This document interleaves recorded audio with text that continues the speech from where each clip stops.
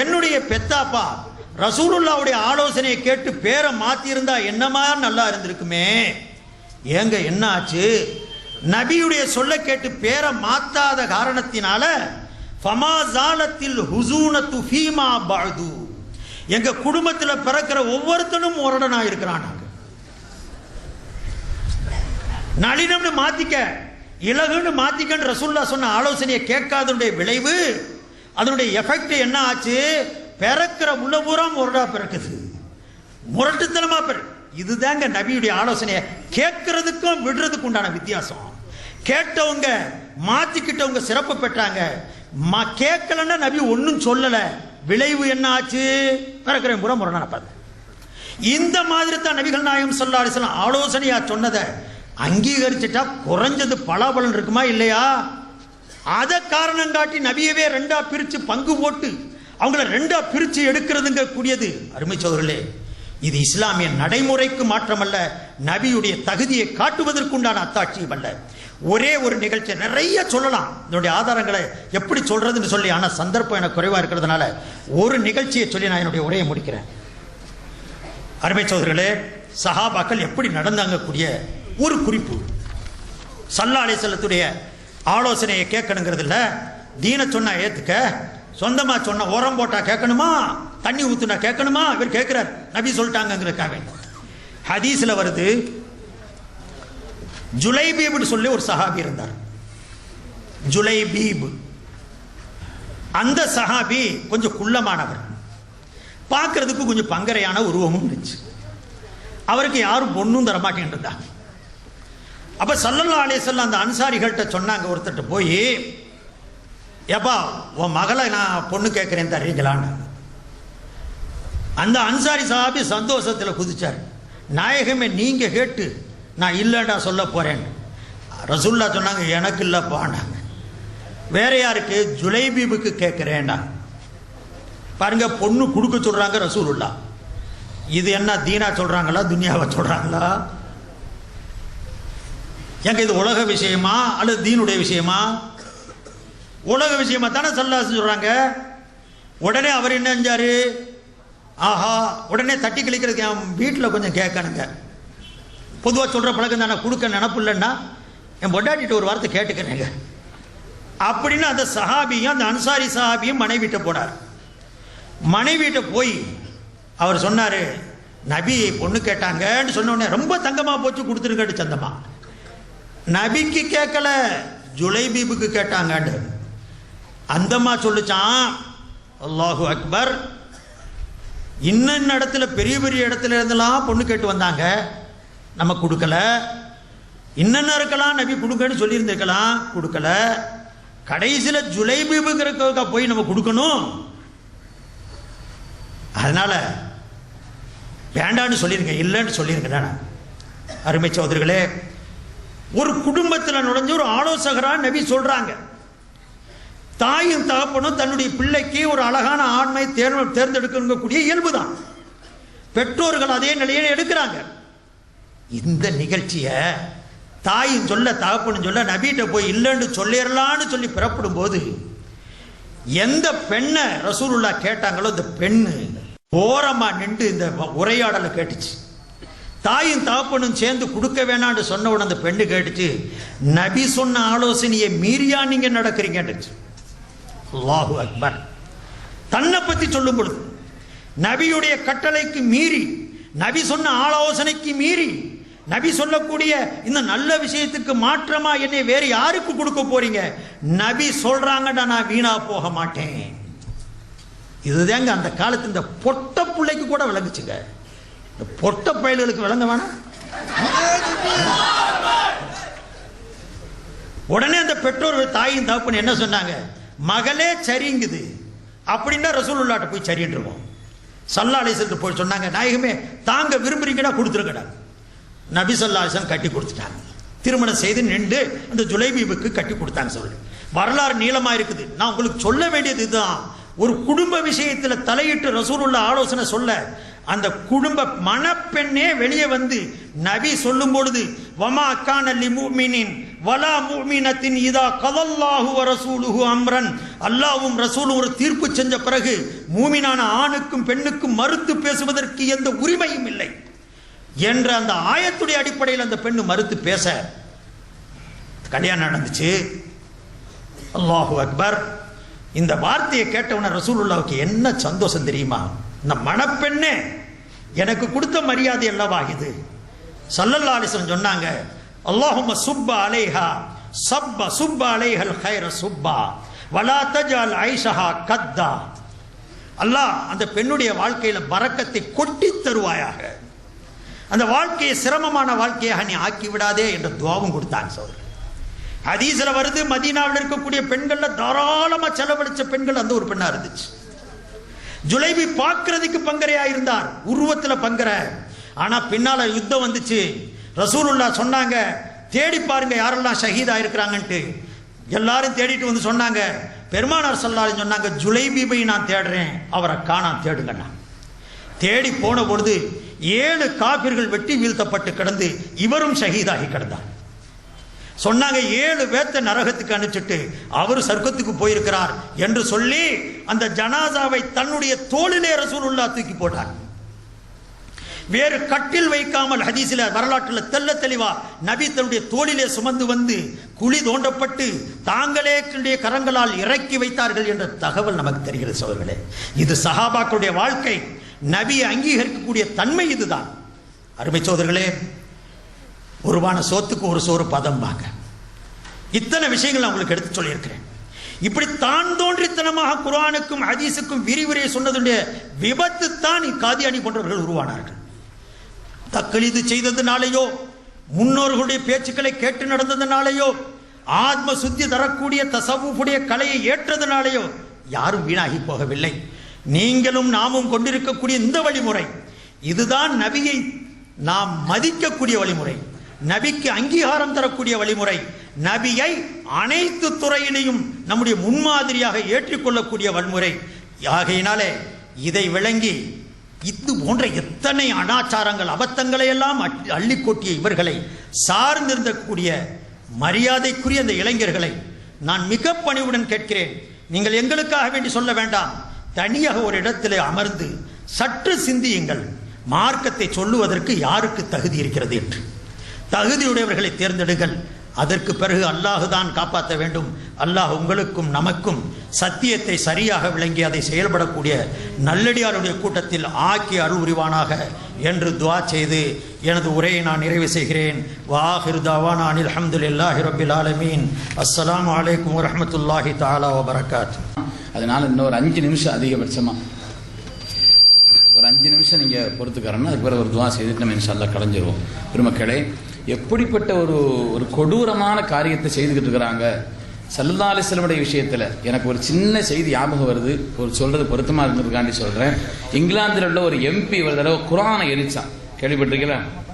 அந்த குர்ஆனை எரிச்சு முடிச்ச உடனே இந்த இங்கிலாந்தினுடைய எம்பி சொன்னா, இந்த குர்ஆனை எரிச்சதுனால ஒன்றும் தீன் அழிஞ்சிராது, மார்க்கம் இல்லாம ஆயிராது. அவங்க நபி அவர்களை தங்களுடைய கல்வின் இதயத்தின் உள்ளே வைத்திருக்கிறார்கள், நபிமார்களை தங்களுடைய கல்வின் உள்ளத்தில் வைத்திருக்கிறார்கள். அந்த பிரியத்தை எடுத்து வெளியிலே போட்டால்தான் இந்த தீன் அழியும்னு சொன்னான்.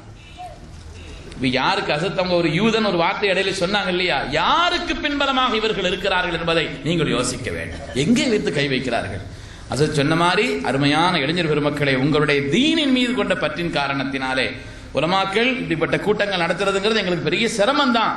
ஆனாலும் கூட இந்த காலகட்டத்தினுடைய இந்த கடமையை சமூகத்திற்கு செய்ய வேண்டும் என்பதற்காக வேண்டித்தான் இந்த விளக்கம். அவங்க எங்கெல்லாம் தொட்டு கடைசியில ஸல்லல்லாஹு வரை வைத்திருக்கிறார் என்பதை நீங்கள் புரிய வேண்டும் என்பதை இந்த நேரத்தில் கேட்டுக்கொண்டு ஒரு சின்ன விளக்கம். ஒரு சகோதரர் கேட்கிறார், காதியானிகள் கேட்கிறாங்களே, இப்போ உயிரோடு இருந்தால் ஒரு ஜக்காத்தும் சதக்காவும் இது கொடுக்கணுமா? அப்போ மேலே இருக்கிறாரே ஒரு தொழுகவும் ஜக்காத்தும் கொடுக்குறாங்களா? அதுக்கு என்ன பதில்னு கேட்குறார். சிம்பிளான பதில், அது இந்த உலகத்தில் இருக்கும் வரைக்கும் உண்டான சட்டம். அது இந்த உலகம்ங்கிறது வேற, மேலே தூக்கப்பட்ட உலகம்ங்கிறது வேற. இந்த உலகம்னு சொன்னால் இந்த பூமியில் ஹயாத்தா இருக்கிற வரைக்கும் அவர் தொழுகவும் வேண்டும், அவர் ஜக்காத்தும் கொடுக்கணும். அவங்க தாயார் இருந்தாலும் சரி, போய் சேர்ந்தாலும் சரி. மேலே போனதுக்கு பிறகு இந்த சட்டங்களே கிடையாது. எப்படி கபருக்கு போனதுக்கு பிறகு சட்டம் இல்லையோ, மேல் உலகம் என்பது பேர் உங்களுக்கு நல்லா தெரியும். அதற்கு நான் இடைமறிச்சு ஏண்டா முக்கியமான பாயிண்ட் சொல்ல வேண்டிய கருத்து அது. பல பேருக்கு எங்க அண்ணன் தான் என்னமோ பதில் சொன்னாரு, நீங்களாம் சொல்ல முடியலையே. சிம்பிளா என்னுடைய முஃபஸிரீன்கள் சொல்லிட்டாங்க, மா தும்து ஹய்யன் ஃபீ ஹாதிஹி துன்யா. இவர் போய் விளக்கம்லாம் விளக்குனாரு. அந்த விளக்கம்லாம் வேண்டாம். இந்த பூமியில் ஹயாத்தா இருக்கிற வரைக்கும் எனக்கு தொழவும் கட்டளையிட்டு இருக்கிறான், ஜக்காத்து கொடுக்கவும் கட்டளையிட்டு இருக்கிறான்.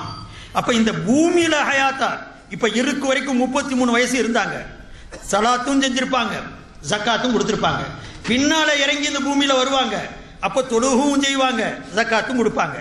வானுலகில உயர்த்தப்பட்டதுக்கு பிறகு இந்த பூமியுடைய சட்டம் அவருக்கு பொருந்தாது. ஒரு சின்ன உதாரணத்தை சொல்லி முடிக்கிறேன்.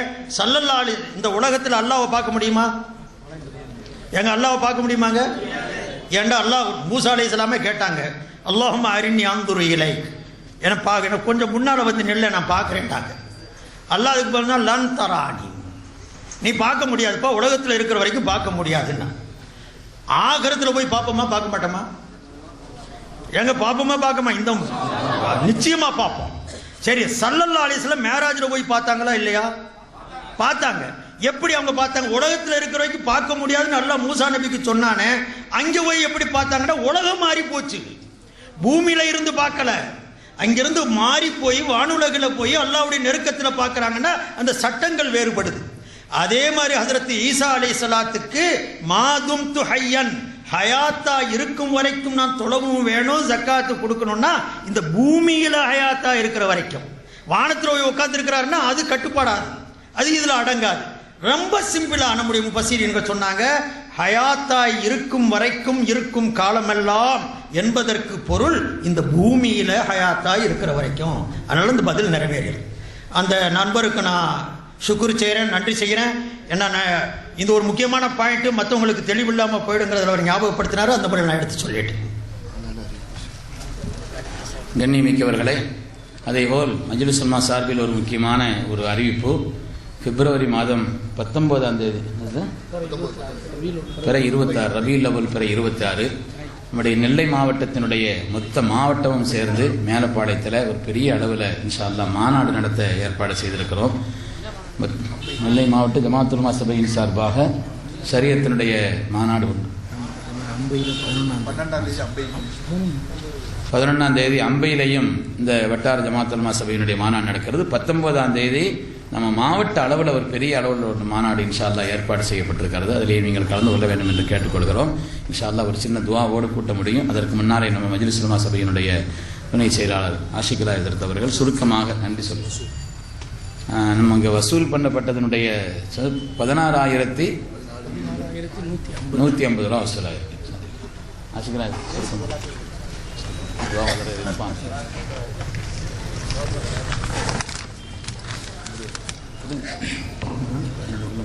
ரெண்டு நிமிஷம் இருக்கு. சரி, நான் முடிச்சுக்கிறேன். அல்ஹம்துலில்லாஹ், எல்லா புகழும் புகழ்ச்சியும் ஏக வல்லவனாம் அல்லாஹ் ஜல்ல ஷானஹு தஆலாவுக்கு உரித்தாகுது.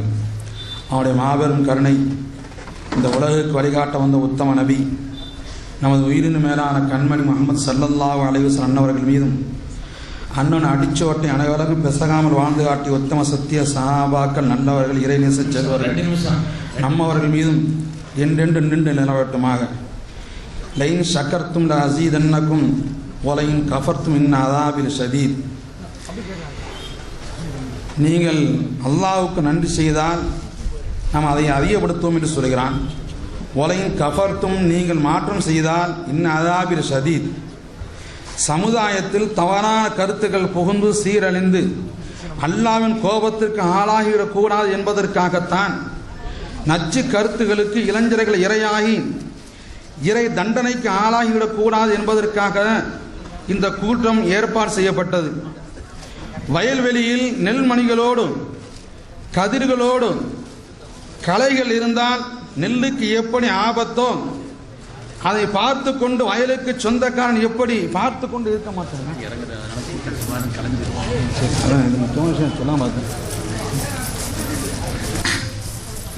அருமையான சகோதரர்களே, இந்த சிறப்பான கூட்டத்திற்கு பல பகுதியிலிருந்து வந்திருக்கிறார்கள். அவர் அத்தனைவர்களுக்கும் நாங்கள் நன்றியை சொல்லித் தருகிறோம். அடுத்து பல சிரமங்களுக்கு மத்தியிலே பெங்களூரில் இருந்து எங்கள் அழைப்பை ஏற்று சிறப்பான முறையில் வந்து சிறப்புரை ஆற்றிய மரியாதைக்குரிய அசத் அவர்களுக்கும் நன்றியை சொல்லிக் கொள்கிறோம். சுற்று வட்டாரங்களில் இருந்து வந்திருக்கின்ற ஆலி பெருமக்களுக்கும் ஜமாத்தாருக்கும் நன்றியை சொல்லிக் கொள்கிறோம். அடுத்தபடியாக ஒளி அமைத்து தந்த ரஹ்மான் அவர்களுக்கும் நன்றியை தெரிவித்துக் கொள்கிறோம். அடுத்து கண்ணியம் என்று சொன்னாலே காவல்துறை என்று சொல்வார்கள். அந்த காவல்துறைக்கும் எங்கள் நன்றியை நாங்கள் தெரிவித்துக் கொண்டு நன்றியை நிறைவு செய்கிறேன். அஸ்ஸலாமு அலைக்கும். ஒரு சின்ன துவா ஓதி இன்ஷா அல்லாஹ் முடிச்சிடலாம். الحمد لله رب العالمين اللهم صل على سيدنا محمد وعلى ال سيدنا محمد وبارك وسلم عليه اللهم اجعل جمعنا هذا جمعا مرحوما وتفرقنا من بعده تفرقا مباركا معصوما ربنا آتنا في الدنيا حسنة وفي الآخرة حسنة وقنا عذاب النار صلى الله وسلم على سيدنا محمد وعلى آله وأصحابه أجمعين والحمد لله رب العالمين. எல்லாரும் எழுந்திருச்சு ஒரு 3 தடவை ஸல்லல்லாஹு அலைஹி வஸல்லம் ஸல்லல்லாஹு அலா முஹம்மத் ஸல்லல்லாஹு அலைஹி வஸல்லம் ஸல்லல்லாஹு அலா முஹம்மத் ஸல்லல்லாஹு அலைஹி வஸல்லம் ஸல்லல்லாஹு அலா முஹம்மத் யா. ஒரு முக்கியமான அறிவிப்பு செய்கிறோன்னு சொன்னோம். என்னன்னு கேட்டாங்க. அதாவது சில பிள்ளைகளுக்கு சில வாலிப பிள்ளைகளுக்கெல்லாம் சில ஹதீஸுகள் விளக்கம் கேட்கணும்னு ஆசை. இப்படி மாதிரி ஒரு நம்பர் சொல்றாங்களே எங்களுக்கு என்னன்னு தெரியலையே அப்படின்னு உண்மையிலேயே விளங்கணுங்கிற மாதிரி உள்ள ஆசை யாருக்காவது இருந்துச்சுன்னா இன்ஷா அல்லாஹ் அப்படிப்பட்ட பிள்ளைங்க உங்களுக்கு இப்போ நேற்று சொன்னேன் இல்லையா, கையாட்டுறது சம்பந்தமா கை கட்டுறது சம்பந்தமா கேட்டாங்க. அவங்களுக்கு ஒரு 1/2 மணி நேரம் அந்த விஷயத்தை விளக்கி சொன்னேன்னு விளங்கிச்சு. அதே மாதிரி இன்ஷா அல்லாஹ் ஒவ்வொரு வாரமும் சனிக்கிழமை இஷாவுக்கு பிறகு நீங்க மதரசாவில் நீங்க வந்தீங்கன்னு சொன்னா அங்க கம்ப்யூட்டர் எல்லாம் இருக்குது. அது சம்பந்தப்பட்ட விஷயங்கள்ல உள்ள அந்த விஷயங்களை உங்களுக்கு தெளிவுபடுத்தி கொடுக்கலாம். யாருக்கு தேவைப்படுதோ அவங்க இன்ஷா அல்லாஹ் அதை பயன்படுத்தி கொள்ள வேண்டும் என்று அறிவித்துக் கொடுக்கிறோம். சுப்ஹானல்லாஹி பிஹம்திஹி சுப்ஹானக்கல்லாஹு வ பிஹம்திக அஷ்ஹது அன் லா இலாஹ இல்லா அன்த அஸ்தக்ஃபிருக வ அத்தூபு இலைக். சுப்ஹானல்லாஹ். இந்த மாதிரி முக்கியமான விஷயம், இந்த நம்ம இளைஞர்கள் ரொம்ப பெரிய ஒத்துழைப்பு கொடுத்தாங்க. வாலிந்தர்